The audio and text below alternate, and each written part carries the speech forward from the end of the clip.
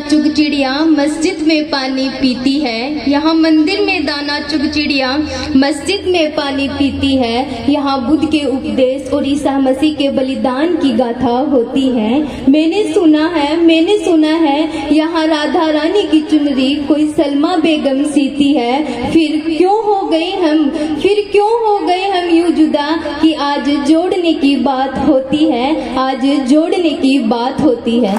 सम्मानित मंच, प्रमुख निर्णायक मंडल और मेरे युवा साथियों, आज मैं इस मंच पर अपने वक्तव्य को प्रस्तुत करने यहाँ पहुँची हूँ और मेरा विषय है राष्ट्रीय एकता और एकजुटता। राष्ट्रीय एकता को मैं एक रावण के किस्से से शुरुआत करना चाहूंगी कि जब रावण युद्ध भूमि में मृत्यु के किरदार पर खड़े थे तब उन्होंने श्री राम से कहा था कि मैं तुमसे हर चीज में श्रेष्ठ हूँ, बल में, बुद्धि में, छल में, कपट में, कलाओं में, परंतु पता है फिर भी तुम विजय क्यों हुए? क्योंकि मुझ में और मेरे भाई में एकता नहीं थी। अब आप समझ ही गए होंगे कि एकता का महत्व क्या है, एकता की महत्ता क्या है। जी हाँ, एकता चाहे तो सृजन भी कर सकती है और वही एकता अगर कटुता में बदल जाए तो संपूर्ण मानव जाति का श्रृंगार भी हो सकता है। भारत में 3000 से ज्यादा जातियां और 25,000 से ज्यादा उपजातियां रहती हैं। उनकी सबकी अपनी अलग अलग परंपराएं, अलग अलग रीति और रिवाजें हैं। इतनी विविधता होने के बाद भी उनका आपस में प्रेम और किसी प्रकार का भेद उत्पन्न नहीं होने देना, यही होती है राष्ट्रीय एकता।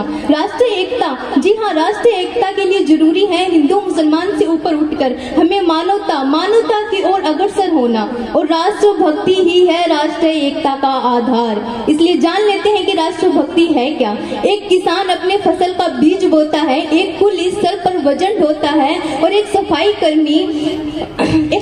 कर्मी हंस हंस कर कचरा उठाता है, और एक देश का युवा अपने धर्म और अपनी संस्कृति को जानने के बजाय स्वामी विवेकानंद की तरह उसे पहचानने की जरूरत करता है। तब जन्म लेती है राष्ट्रभक्ति, तब जन्म लेती है राष्ट्र एकता।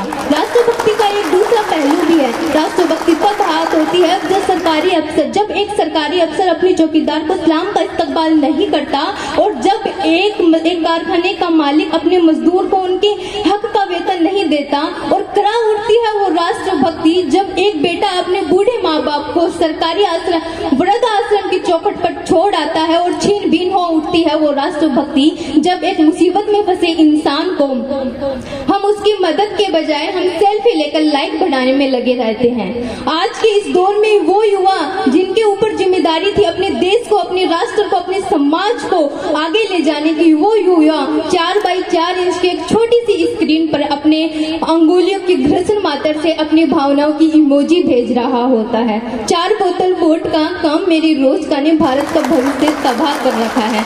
आज हम ऐसे समाज में जी रहे हैं जहाँ पत्थर की मूर्त को लगते हैं 56 भोग, भूखे नंगे तड़पते सो जाते हैं लोग। मजदूर को मजदूर समझिए, मजबूर नहीं, गरीब को काम दीजिए, दान नहीं। अगर दान देने में इच्छुक हैं तो जीते जी रक्तदान दीजिए, और मरने के बाद अंगदान देकर किसी मरते हुए को जीवन दान दीजिए। यही सच्ची राष्ट्रभक्ति है, यही सच्चा राष्ट्र प्रेम है, और यही सच्ची राष्ट्रीय एकता है। एक वैचारिक बीमारी हमारे समाज में मुझे नजर आती है। कहा जाता है कि हम दुनिया के सबसे बड़े लोकतंत्र में रहते हैं, जहाँ पर हिंदू पैदा होते हैं, मुस्लिम पैदा होते हैं, सिख ईसाई सभी पैदा होते हैं, लेकिन बदकिस्मती अब इंसान पैदा नहीं होते। और मेरे विचारों से ना हिंदू की जरूरत है ना मुसलमान की जरूरत है। राष्ट्र निर्माण, राष्ट्र एकता के लिए अच्छे इंसान की जरूरत है। जरा सोच के देखिए, ये पेड़, ये पत्ते, ये शाखाएं भी परेशान हो जाए, ये पेड़, ये पत्ते, ये शाखाएं भी परेशान हो जाए अगर परिंदे भी हिंदू और मुसलमान हो जाए।